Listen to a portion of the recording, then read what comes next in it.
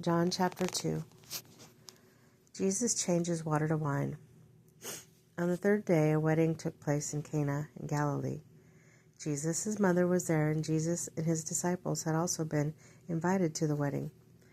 When the wine was gone, Jesus' mother said to him, "They have no more wine." "Woman, why do you involve me?" Jesus replied, "My hour is not yet come." His mother said to the servants, "Do whatever he tells you." And nearby stood 6 stone water jars, the kind used by the Jews for ceremonial washing, each holding from 20 to 30 gallons. Jesus said to the servants, "Fill the jars with water." So they filled them to the brim. Then he told them, "Now draw some out and take it to the master of the banquet." They did so, and the master of the banquet tested the water, and it had been turned to wine. He did not realize where it had come from, though the servants who had drawn the water knew. Then he called the bridegroom aside and said, Everyone brings out the choice wine first, then the cheaper wine after. The guests have too much to drink, but you have saved the best till now."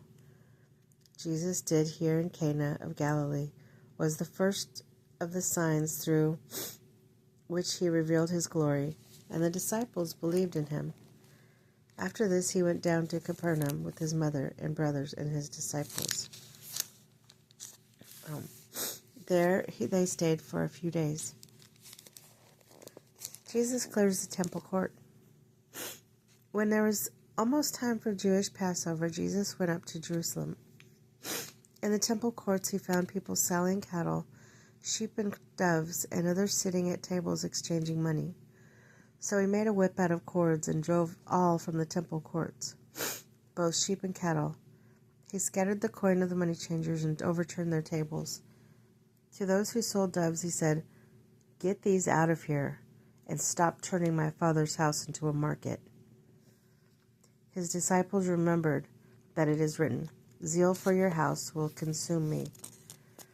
The Jews then responded to him, "What sign can you show us to prove your authority to do all this?" Jesus answered them, "Destroy this temple, and I will raise it again in 3 days." They replied, "It has taken 46 years to build this temple, and you're going to raise it in 3 days?" But the temple he had spoken of was his body.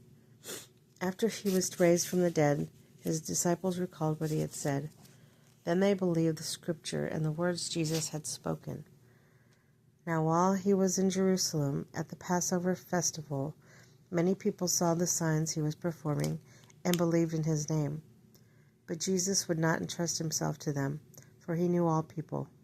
He did not need any testimony about mankind, for he knew what was in each person.